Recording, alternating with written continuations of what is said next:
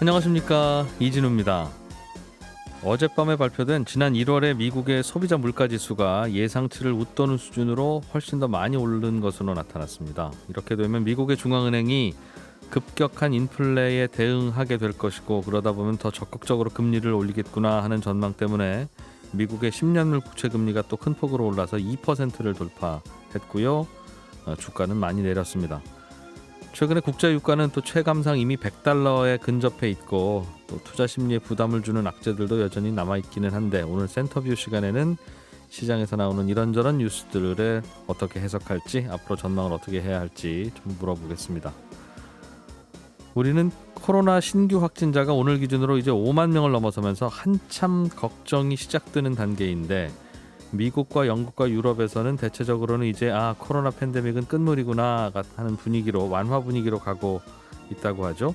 유럽은 확진이 되더라도 자가격리조차 안 하는 그런 단계로 가겠다는 얘기도 나오고 있고요. 오늘 글로벌 리포트 시간에는 이런저런 나라 밖 경제 소식들 모아서 살펴보겠습니다. 손에 잡히는 경제 플러스 광고 듣고 시작합니다. 네, 교보증권의 김형렬 리서치센터장을 모셨습니다. 시장 전망과 리스크 관리법 등에 대해서 좀 여쭤보죠. 어서 오십시오. 네, 안녕하세요.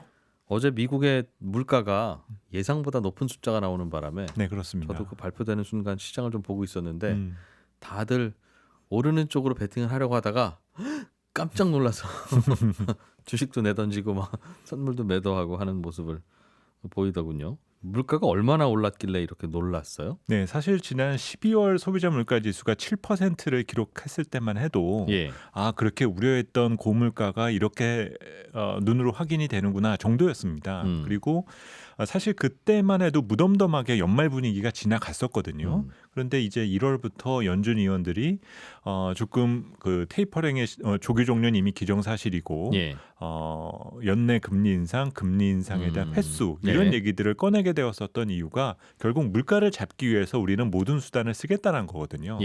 그러니까 이제 1월 소비자 물가 지수도 걱정하면서 이제 사실 보기는 했죠. 하지만 이제 지난 1월 달에 충격을 한번 주식시장이 받아왔으니까 조금 이제 내성이 생겼겠지. 그리고 예상했었던 물가 수준이 지난해 같은 기간 대비 한 7.3% 정도였습니다. 그러니까 이 정도 숫자만 나오면 괜찮아라고 했는데 7.5%가 나왔고 1년 전에 비해서. 그렇죠. 그리고 더 무서운 거는 이제 11월 달에 그 전월비 물가 상승 속도보다 더 빨라진 거예요. 그러니까 물가 상승 폭이 더 빨라지고 강해졌다라는 뜻이죠. 11월에서 12월 들 때 사이에 오른 물가보다 그렇죠. 12월에서 1월 넘어갈 때 물가가 더 많이 올랐더라. 그렇습니다. 그래서 이런 영향을 보이게 되니까 지난 1월 달에 있었던 일들이 또 벌어지는 겁니다. 지난 1월 달에는 테이퍼링 조기 종료, 금리 인상 횟수 증가 이런 정도로 봐왔는데 이 아침에 있었던 이 내용, 지난밤에 있었던 이 숫자를 보고 나니까 한 단계가 아니라 두 단계 인상 쪽으로 가는 것 같다. 3월의 인상은 기정사실이야. 이런 반응 등을 보이기 시작을 하면서 또 채권 시장과 그리고 주식 시장이 전부 다 반응한 그런 경우도 알아볼 수 있습니다. 지난해 봄부터 물가가 슬슬 오르기 시작할 때는 처음에는 일시적으로 이러는 걸 거야 라고 그랬고, 작년 겨울까지도 생각보다 그 일시적이 오래는 가네 라는 정도였는데, 지금 보니까 물가가 더 오른다는 거잖아요. 즉 각도가 높다는 거 아니겠습니까? 그렇습니다. 오래 가네 정도가 아니라 오래 가는 거는 이해가 가는데 생각보다 잘 안 풀리는구나, 이런 물류 같은 게. 사실 이런 부분은 또 우리가 그동안에 조금 풍족한 시대를 너무 오래 살지 않았느냐라는 생각도 조금 들어요. 그러니까는 뭔가 우리가 부족하고 그러면 항상 대체재를 쉽게 구할 수 있는 시대를 우리가 좀 살아왔었거든요. 또 그런 것들에 대한 공급원이 우리 세계화 시대에 생산기지가 전부 다 신흥국들에 있었지 않습니까? 그러면서 값싼 재화라던가 아니면 값싼 서비스가 신속하게 글로벌 수요자들에게 전부 다 공급되는 이런 상황을 우리가 보내왔는데 지난 17, 18년도에 무역 전쟁이 그거를 첫 번째로 차단하는 일이 벌어졌고 그 이후에 20, 21년도 이 팬데믹 시대를 보내게 되면서 우리가 원한 재화와 서비스를 제때 못 받는 상황이 되다 보니 우리가 원하는 수준을 맞추기 위해서는 당분간 비용을 많이 지불해야 된다. 그러니까 지금은 어떤 면에 있어서 이런 경기의 흐름상에서 발생되는 물가의 변화다라고 보기보다는 이제 우리가 살아가는 데 있어서 본질적인 비용에 지불해야 할 비용의 절대 수준이 이미 높아진 것이 아닌가. 이거를 조금 고민해야 될 때가 되었다고 볼 수 있는 거죠. 그렇다면 비싸면 사람들이 좀 덜 사고 그러면서 안정되는데 네. 이거는 비싸도 사야 되는 건가 보다 이제는 그런 그렇죠. 생각들을 점점 하면서 그러면서 지금은 이제 오히려 빨리 사는 게 남는 게 아닐까? 이제 이런 생각까지도 가게 된다라는 거죠. 그러다 보면 더 오르겠군요. 맞습니다. 야, 그러면 이게 언제까지 이렇게 오른다는 걸까요? 그게 관건이긴 할 텐데. 그렇습니다. 그리고 또 이 중장기적으로 봤을 때 이제 물가가 오르면 오를수록 누구에게 가장 경제 주체들 입장으로 봤을 때 누가 제일 불안할까라는 것들을 생각해 보면 당연히 뭐 기업 입장에서는 생산 비용이 부담스러울 거고요. 가게 입장으로 봤을 때는 소득은 제한되어 있는데 가격이 올라가면은 원하는 만큼의 그 수요를 못 하게 되니까 네. 이제 그때부터는 짜증이 날 거지 않습니까? 근데 피해를 직접적으로 본다는 건 결국은 정부와 중앙은행이죠. 왜요? 아무래도 여론이 안 좋아지지 않습니까? 이 상황을 컨트롤하지 못한다라는 부분 등이 네. 결국에는 문제 제기로 진행될 수밖에 없기 때문에 예. 결국 인플레 리스크라는 부분이 물가가 이렇게 요동을 치게 되면 제일 불안해하는 것이 정부와 중앙은행이다라는 거죠. 그러면 이들의 입장으로는 뭔가 정책을 써서라도 예. 이 상황을 되돌려 놔야 될 테니 이런 정책에 대한 불확실성이 커질 수밖에 없습니다. 물가 그 자체가 두렵다기보다는 그렇죠. 저 물가에 반응하는 정부의 어설픈 정책이 무슨 효과를 발휘할지 모르니까 불안한 그렇습니다. 거다. 그래서 항상 자산시장 특히 이제 금융시장이 인플레이션이 아주 극도로 강해지는 시기에는 네. 주식도 그렇고 채권도 그렇고 전부 다 수익률이 좋지가 않아요. 그게 생각해 보면 참 아이러니해요. 그렇죠. 근데 이 안 좋다라는 의미가 뭔가 정책이 불확실하니까 안 좋다는 거죠. 그렇죠. 인플레라는 게 모든 게 다 이제 오르는 돈같이 떨어지는 거니까 그렇죠. 부동산이든 주식이든 뭔가 현금이 아닌 자산 가치가 있는 썸띵을 갖고 있으면 좋은 건데 오히려. 네, 그렇습니다. 말씀하신 대로 물가가 자꾸 오르면 오히려 주가는 떨어지고 그렇게 되는 게 정책으로 인해서 더 덜컹거릴까 봐. 그렇습니다. 1월에 물가 많이 오른 건 뭐 때문에 올랐답니까? 또 렌트카 많이 오르고 또 뭐 그랬을 때요? 네, 우선 뭐 공급망의 병목 현상은 여전히 진행형이다라고 봐야 될 것 같고요. 그리고 지난 4분기 초에 조금 주춤했었던 에너지 가격이 네. 다시 이제 상승 곡선을 그리기 시작을 하면서 그 영향에 이제 상당히 그 물가 부담이 조금 커진다 볼 수 있을 것 같고, 특히 이제 소비자 물가 부분에서 많은 비중을 차지하는 것이 주거 비용 부분이라 볼 수 있는데요. 이제 이것이 또 해가 바뀌고 여러 가지 계약 관계의 변화라든가 이런 것들이 영향을 미치면서 또 물가에 대한 상승 압력으로 영향을 주었었던 부분 등으로 풀이가 되어집니다. 그러니까 유가도 이젠 $100 넘는 거는 다들 기정사실로 생각하는 것 같고. 뭐 사실 뭐 기정사실화 되어 있다 볼 수 있는데 네. 뭐 또 이렇게 하나 우리가 생각해 보면 안 오른 것이 없잖아요. 예. 그리고 시간이 변할수록 어떤 명목 가격이 계속 어느 그 시대의 변화라든지 수요를 따라갈 수 있는 부분 등이 분명히 있는데요.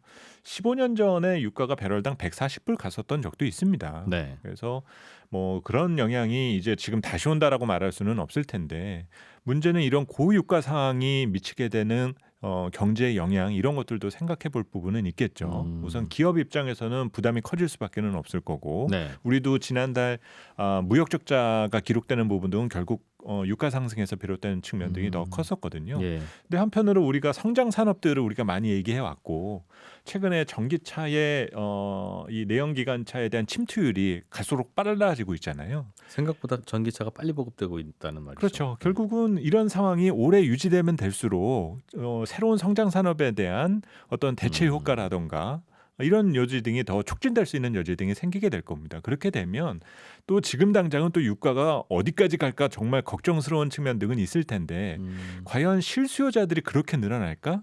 이런 생각은 또 덜 들게 될 거라는 거죠. 기름 수요자가. 그렇죠.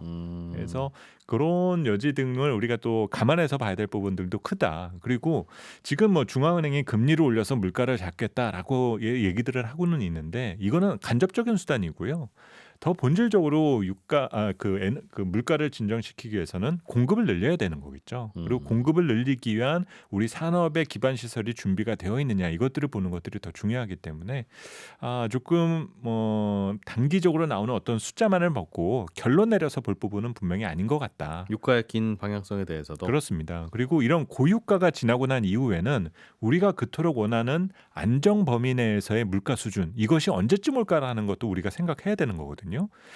우리 경제라든지 주식시장은 물가가 상승할 때 항상 수익률이 좋았어요. 그거는 물가가 오를 때 경제가 좋기 때문이다라는 거죠. 수요가 강하다라는 뜻인 거니까. 좋으니까 물가가 오를 그렇죠. 근데 지금처럼 너무 과도하게 물가 상승 속도가 가파라졌을 때는 모든 것이 불확실해지니까 변동성이 커진 것이지 본질적인 문제가 생겼다라 볼 수 있는 것은 아니다라는 거죠.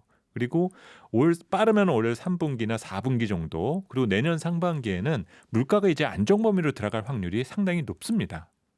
그 말은 팬데믹으로 인한 이런저런 공급망 마비 이런 그렇죠. 게 풀릴 거라는 그렇죠. 그런 부분도 거죠? 그렇고 어느 정도의 지금 과열된 경제 심리나 기대 인플레이션 상황을 조금 제거하고 나면은 안정 범위로 들어가게 될 텐데 그때를 대비해서 이제 투자의 기회를 기다려야 된다는 점이죠. 그러니까 이 물가 상승세나 이 유가 상승세가 계속 지속되지는 않을 거고 그렇습니다. 길게 보면 내년쯤 되면 다시 예전으로 돌아올 가능성이 높다고 보시는군요. 그렇습니다. 네.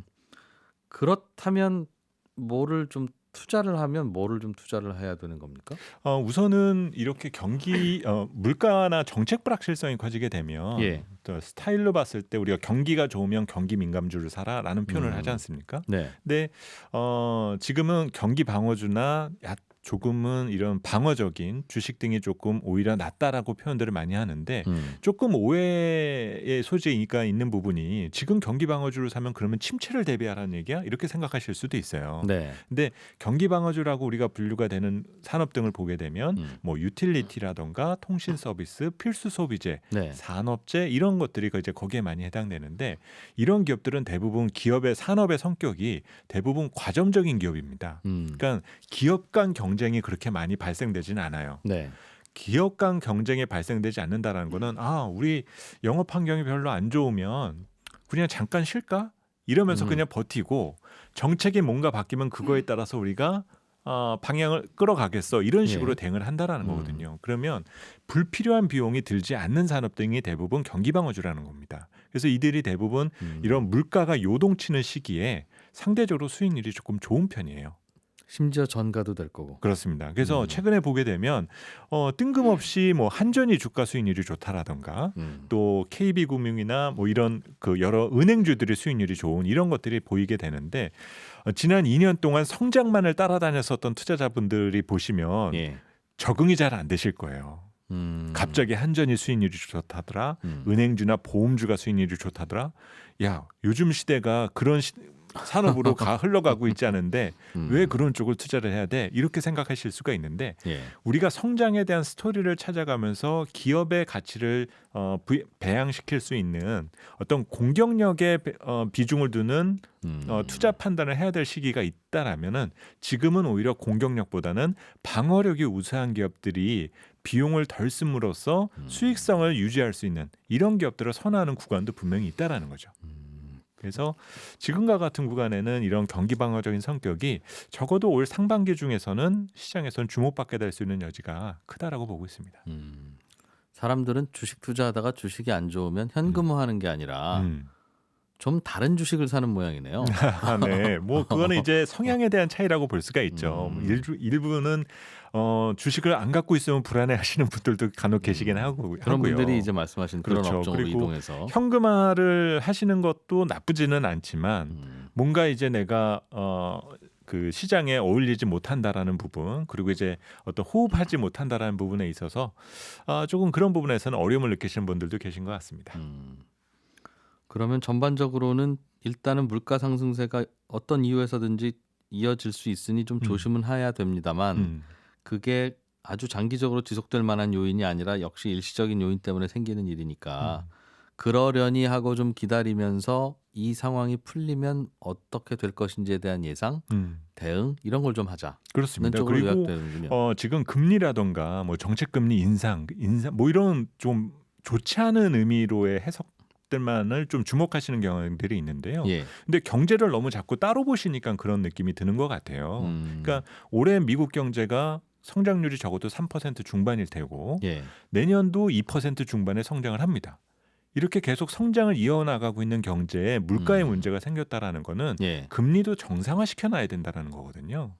그러면 정책 금리도 적어도 잠재 성장률 수준으로까지는 맞춰놔야만 추후에 발생 가능한 경기 침체에 대응할 수 있는 카드가 생긴다라는 거죠.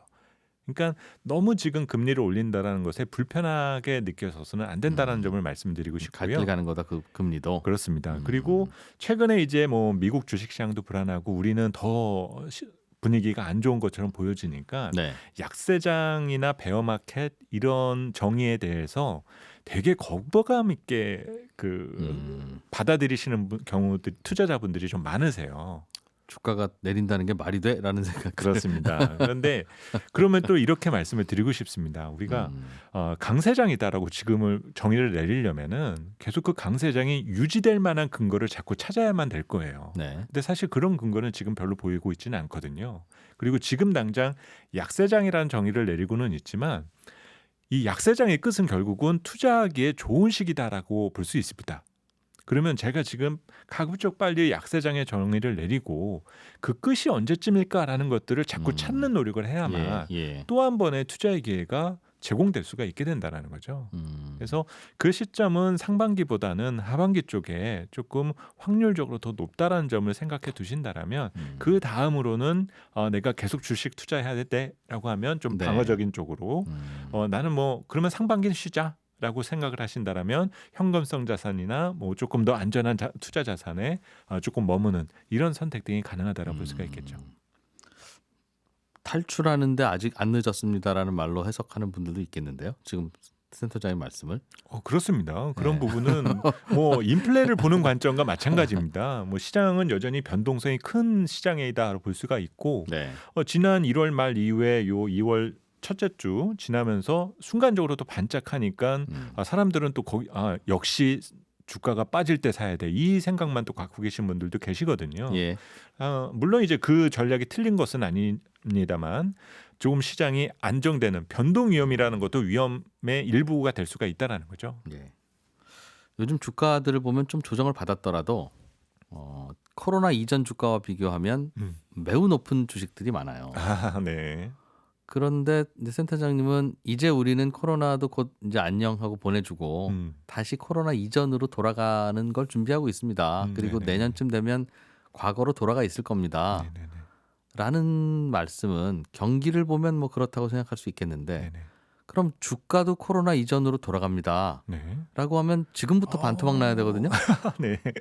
절대 그렇게 보셔서는 안 되고요. 그러면 경기는 코로나 이전으로 돌아가는데 그 주가는 계속 유지될 겁니다라는 근거를 어디서 찾을 수 있습니까? 그래서 너무 그 차트나 기술적인 흐름이나 이런 부분으로 보시기보다는 그냥 숫자 중심으로만 보시기를 조금 권장해 드리고 싶어요. 그래서 우리가 주식시장에 대한 시가총액에 대한 개념이라던가 아니면 기업의 시가총액 이런 것들이 좀 더 중요하다고 볼 수가 있고요. 또 하나는 우리 상장 기업들의 이익의 베이스 이런 것들도 상당히 중요합니다. 그럼 이익이 많이 늘었어요? 코로나 이전에 비해서? 그렇죠. 지금 이익 수준이 뭐 순이익 기준으로는 대략 190조 원 정도. 그리고 우리가 그 코로나 이전이 무역 전쟁이 가장 컸었던 시기잖아요. 그래서 그때가 90조가 안 됐었으니까. 다시 또 그만큼 이익의 배수 자체가 다시금 키워놨다라는 거죠. 그래서 그러니까 그 얘기는 코로나 시대 이전으로 주가 지수를 다시 다운시키려면 우리 코스피가 다시 상장 기업들의 이익이 100조가 안 나온다. 이런 스토리를 풀어나가야 되는데 18년, 19년도 같은 경우는 그런 신호가 있었어요. 17, 18년도까지 반도체가 너무 잘 나가서 그러다가 무역 전쟁 때문에 수출이 안 되니까는 정말 실적이 부러졌었거든요. 그러면 이제 지금부터 또 실적이 안 되려면 또 무역 전쟁 또 한다더라. 뭐 우리 제품이 해외에서 안 팔린다더라. 불매 운동이 일어난다더라. 이런 논리가 있다면 모르겠지만 지금은 반도체뿐만이 아니라 전기차, 배터리 뭐 이런 이전에 또 그 시대에 없었던 산업 등을 장착을 시켜둔 상태이기 때문에 막연하게 그냥 주가의 흐름만을 놓고 보시면서 돌아갈 가능성이 크다라고 이렇게 그리실 필요는 분명히 없다라는 새로운 거죠. 산업이 코로나 때문이 아니라 그냥 새로운 산업이 지금 생겼다. 그렇습니다. 2020년, 2021년 사이에. 그렇습니다. 그래서 절대적인 경제의 질량과 주식시장의 시가총액 이를 중심해서 조금 더 보시는 것이 나은 선택이 될 것 같습니다. 그렇군요. 이런 생각과 방향에 대해서 센터장님도 방송에 나와서 말은 이렇게 하고 갔는데 네. 돌아서서 가다 보면 사실 이건 좀 마음에 걸리긴 걸려 하는 것도 좀 있으실 것 같아요. 없으세요? 가장 찝찝한 부분은 네. 지금 이제 임금에 대한 것을 네. 어떤 식으로 우리가 해결해야 될까? 제가 이제 경기 침체를 의식하는 신호 중에 하나가 네. 고정비에 임금에 대한 부담이 등장할 때예요. 임금이 오를까봐. 그렇죠. 이 그러니까 물가 이제 임금이라는 상황에서? 요소는 예. 경기에 상당히 비탄력적인 요소거든요. 비탄력적이라는 거는 늦게 반응한다는 거예요. 네. 경기가 한참 좋아진 다음에 오르기 시작하고 경기가 안 좋아진 다음서부터 꺾이기 시작을 하는데 아직도 지금 전 세계 임금은 오르는 중이거든요. 네. 이제 그러니까 이게 꺾이는 시점을 언제로 설정하느냐에 따라서 이제 어떤 그 실제적인 경기 침체, 마이너스 성장 그 시기가 언제 오느냐가 이제 정해질 거라는 거죠. 물가가 이렇게 오르다가 뭐 연말쯤부터 잦아들면 임금 인상은 적을 수 있는데 이게 계속 조금이라도 더 지속되면서 이게 임금 인상 쪽으로 불이 붙으면 그렇죠. 그 불이 생각보다 길게 갈 수 있다는 그렇습니다. 걱정. 왜냐하면 기업들의 수익성에 상당히 부담을 줄 수 있는 여지가 있고 또 과거에도 미국 기준으로 임금 상승률이 피크아웃을 하게 되면 네. 1년 안에 경기 침체가 항상 왔었거든요. 그래서 그러니까 물가는 오르더라도 임금은 안 오르는 상황이 좀 지속됐으면 좋겠다는. 지금 현재로서는 그게 가장 경기만 이상적인 보자면. 그림이겠죠. 이제 경기 호황의 이제 마지막 그림을 그려가는 과정이다라 볼 수가 있는데 예. 가급적이면 그 기간이 길었으면 좋겠다 믿고 있는 생각입니다. 알겠습니다. 솔직한 말씀까지 잘 들었어요. 네. 교보증권의 김형렬 리서치 센터장이었습니다. 고맙습니다. 감사합니다. 네, 놓치기 쉬웠던 나라 밖 경제 소식들을 모아서 살펴보는 글로벌 리포트 시간입니다. 해담경제연구소 어예진 소장님과 함께해요. 어서 오십시오. 안녕하세요. 우리는 요즘 팬데믹 네. 코로나가 이제 피크를 향해서 달려가는 것 같습니다. 그 전력 항상 사상 최고치를 찍고 있고 모든 게. 네. 그래서 야 이거 큰일인데 하는 생각이 드는데 미국, 유럽에서는 이제 다 끝났어. 끝물이야라는 목소리가 아주 많이 나오고 있네요. 네. 사실 우리가 좀 늦은 편이에요. 그러니까 미국에서 지금 한창 오미크론이 유행하면서 확진자가 급증하기 시작한 게 작년 12월 말이거든요. 네. 그러니까 우리보다 한 달 정도 빠르다고 볼 수 있는데 미국은 한 달 전만 해도요. 하루 확진자 수가 130만 명을 넘어섰었습니다. 예. 그러니까 오미크론의 비중도 이 확진 비중도 이미 3주 전에 100% 확진된 사람의 100%가 오미크론이었거든요. 이랬던 감염자 수가 그저께 기준으로 일일 19만 명대로 크게 줄었어요. 예. 제가 그 질병예방통제센터 CDC라고 하죠.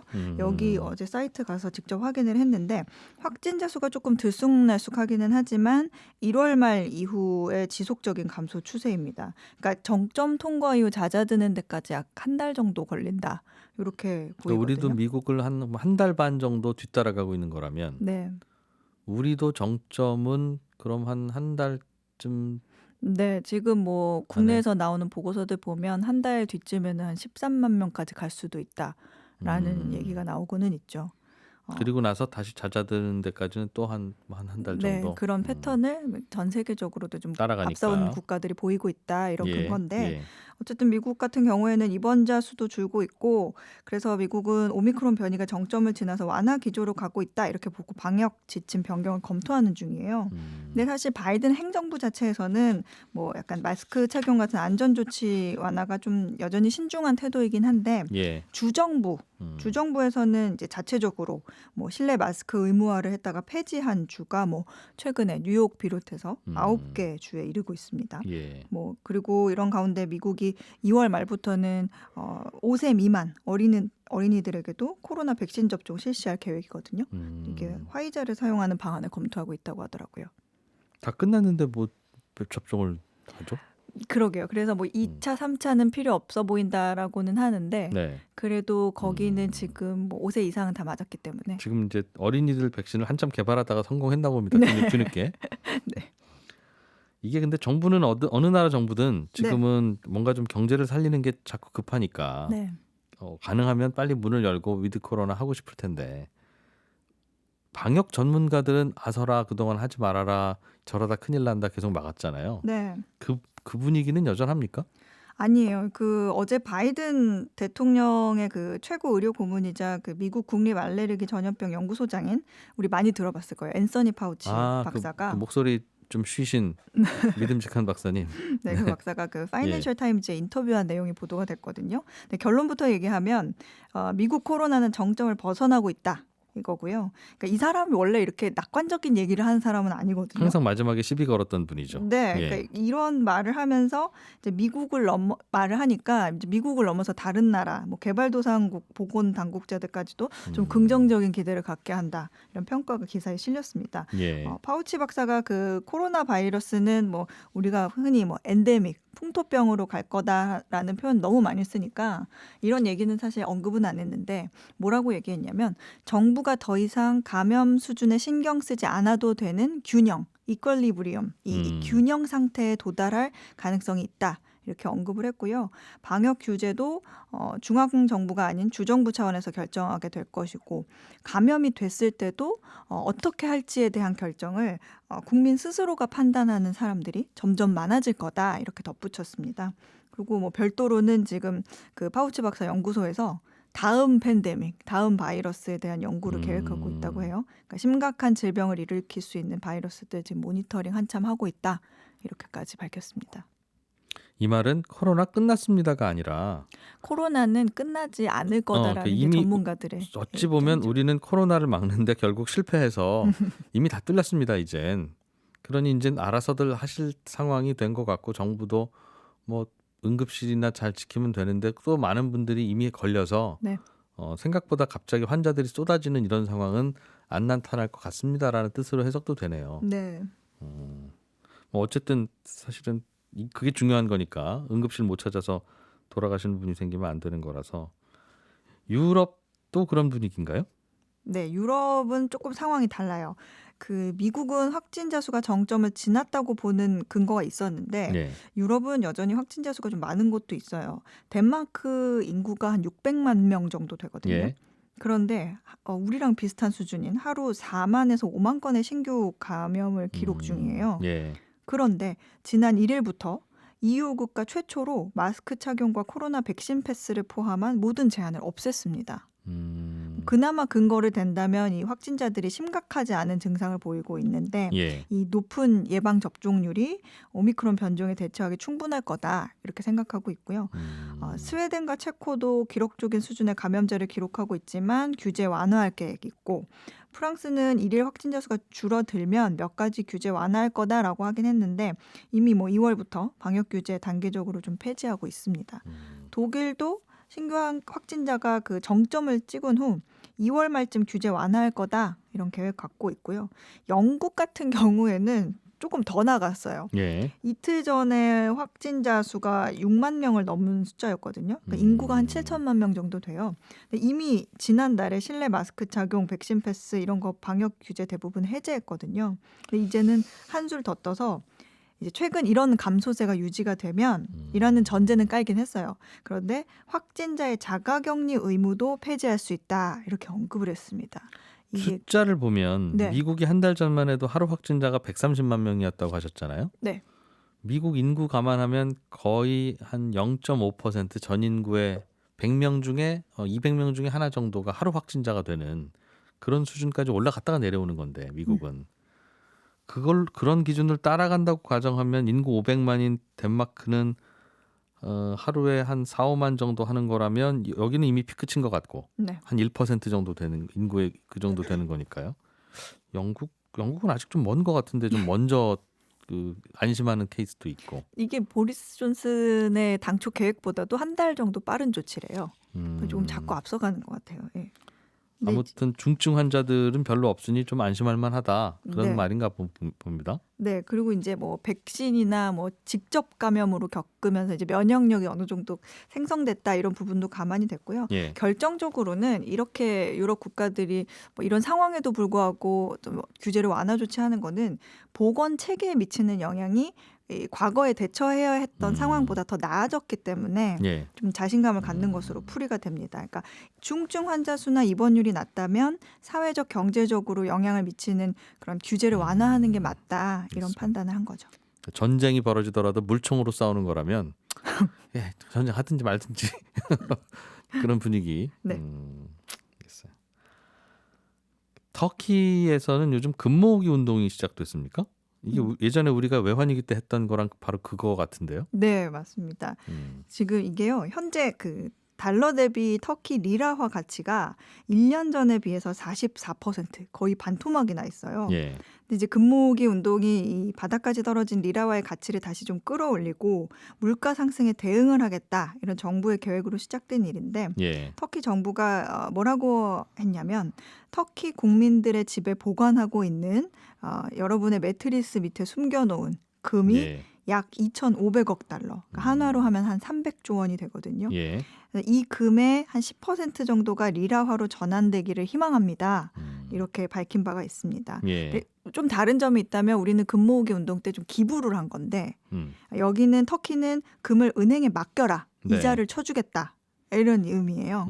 예, 이미 정부가 5개 금 정제소와 계약을 맺었는데 네. 이 모아지는 금들을 녹여서 금괴를 만들어서 예. 중앙은행 보유고에 갖다 놓을 예정입니다. 이거를 달러로 바꿔서 빚도 갚고 리라와 같이 하락을 막는 데 쓸 예. 계획으로 보입니다. 그렇군요.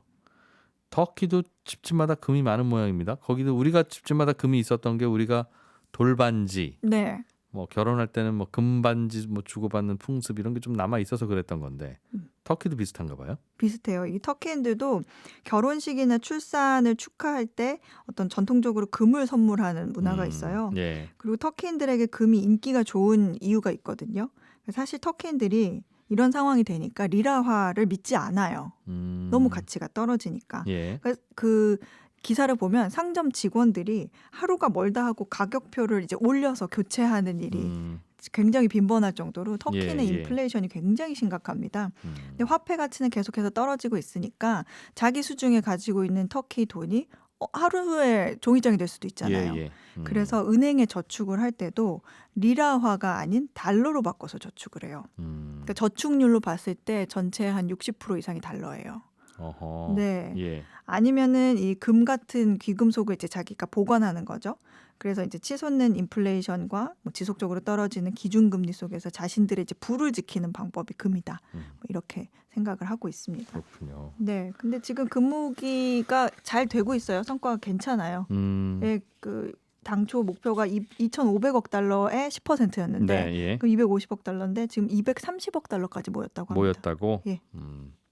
터키인들도 그러니까 지금 리라화 가치가 바닥 찍고 올라간 더는 안 떨어지겠지라고 생각하는 모양이에요. 어찌 보면 결과적으로 좋은 투자였을 수도 있고 그렇게 생각하면 외환위기 때도 우리 금 모으기 할 때 그게 시중에서 이제 금을 사들였던 것인데 그때 또 단기로만 보면 잘 팔았던 케이스들도 있고 그래서 그렇군요.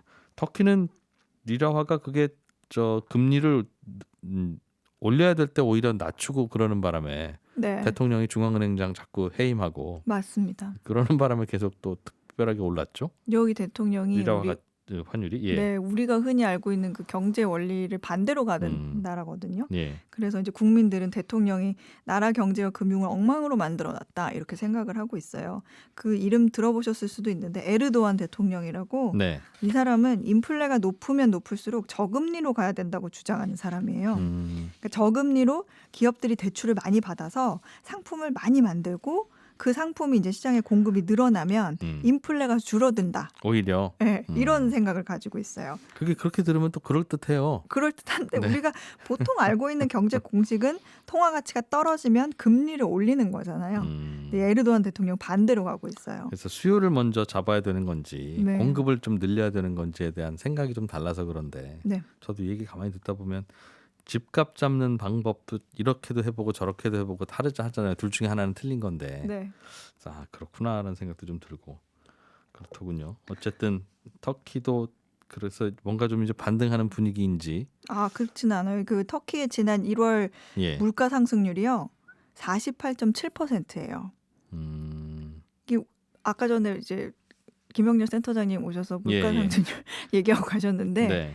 48.7%가 이게 실화냐? 약간 이런 정도로 굉장히 높죠. 예. 근데 이게 1980년에는 140%까지 올랐던 적이 있어요. 예. 그러니까 그들의 입장에서 보면 이 정도면 많이 내렸지 이렇게 생각할 수 있거든요. 근데 참고로 지금 세계 인플레이션이 6%입니다. 예. 기준금리는 지금 14%인데 예. 지난 9월 18% 이후 계속 내려가고 있어요. 터키의 기준금리가요? 네. 근데 말씀하신 것처럼 중앙은행 총재가 안 됩니다. 금리 올려야 인플레가 잡힙니다라고 하면 너 아웃 이런 식으로 예. 새로운 인물로 교체하는 식으로 네. 그렇게 대통령이 계속 유지를 하고 있죠. 국제유가가 어디 정도까지 오를 것인가 이것도 우리 큰 관심 중에 하나인데 네. 기름 캐서 파는 회사, 에너지 회사 CEO들이 네. 앞으로도 더 비싸질 수 있다는 경고를 했다고 합니다. 맞습니다. 그래서 이게 솔직한 말인지는 잘 모르겠어요. 뭔가 파는 분들이 그렇다고 하니까 네. 수박 파시는 분이 아유 다음 주에는 수박값 더 올라요 손님 이제 하는 얘기하고 비슷하게 들려서 네. 믿어야 될지는 모르겠습니다만 어떤 근거로 그렇게 얘기하고 있어요? 이게 지금 일단은 공급 부족에 시달리고 있기 때문에요. 예. 먼저 글로벌 빅5 석유 가스회사 CEO들이 한 얘기들이 있어요. 예. 앞으로 소비자들은 몇 년간 높은 에너지 가격에 큰 부담을 겪을 거다. 높아진 물가에 어려움을 겪는 각국 정부들이 큰 압박을 받을 거다. 예. 이렇게 얘기하고 있는데 뭐 프랑스 에너지 회사 대표는 좋은 소식이 없다. 유가 앞으로 계속 높은 수준 유지할 거다. 그리고 그 브리티시 페트롤 BP 대표는 앞으로 수개월, 수년에 걸쳐서 변동성이 많을 거다. 그래서 석유 시장이 올해 공급량 더 줄일 수도 있기 때문에 예. 지금 WTI가 한 $89, $90 전까지 내려왔는데 예. 이 사람은 배럴당 $90 이상을 계속 유지할 것으로 예상을 하고 있어요. 그래서 오히려 이런 에너지 회사들은 세금이 없으면 좋은데 네. 되려 정부가 에너지 회사에 더 많은 세금을 부과해야 한다. 이렇게 얘기를 하고 있습니다. 근데 실제로 공급 부족으로 인해서 연료 가격이 오르다 보니까 석유가스 회사들이 지난해 사상 최대 수익을 거뒀거든요. 예. 유럽의 경우에는 영국이나 뭐 벨기에처럼 에너지 보조금을 도입한다거나 독일이나 프랑스처럼 에너지 비용 이용 추가 상승을 제한하도록 하는 조치를 법적으로 취하게 이렇게 만들고 있죠. 오히려 이제 에너지를 나눠 쓰는 걸 못하게 막는 수요 억제책이 시작되는 모양이네요. 네. 에너지 가격이 오르면 이게 에너지가 원가에서 차지하는 비중이 높은 산업일수록 영향을 많이 받을 텐데. 그렇죠. 뭐 철강이나 콘크리트, 알겠습니다. 시멘트 같은 예. 에너지 집약적 산업이 좀 영향을 많이 받을 것으로 보입니다. 예, 해담경제연구소 어혜진 소장이었습니다. 고맙습니다. 감사합니다. 네, 곧 점심 시간이고요. 예, 요즘 이렇게 금요일 마지막 시간을 글로벌 뉴스 정리하는 시간으로 우리가 준비해 왔는데 요즘 해외 뉴스 듣다 보면 예전에는 해외 뉴스 듣다 보면 우리나라는 언제 저런 나라 되나 하는 이야기를 더 많이 했는데 요즘 들리는 해외 뉴스들은 우리나라는 정말 그런 나라에 비해서는 참 괜찮구나 하는 생각이 들 만큼 이런저런 어려운 뉴스들이 많이 좀 들리고 있습니다. 터키의 금모기 이야기 들으니까 또 우리 한 20년 전에 우리가 했던 이야기도 많이 생각도 나고 청취자분들께서는 그때 금모으기 할 때 그게 자발적인 기부도 좀 있었지만 대체로는 다 은행에다 내다 파는 금이었어요 라는 문자를 또 주시네요. 예. 그때는 또 환율이 비싸서 아마 금값을 꽤 후하게 쳐서 받았던 뭐 그런 시대였었던 것 같습니다. 자, 손에 잡히는 경제 여기서 마무리하고요. 저희는 일요일에 손에 잡히는 경제 일요일에 하이라이트에서 또 찾아뵙겠습니다. 7시 5분에 좋은 내용들 잘 묶어놨으니까 청취해 주시고요. 주말 잘 보내시고 월요일에 뵙겠습니다. 고맙습니다. 이진우였습니다.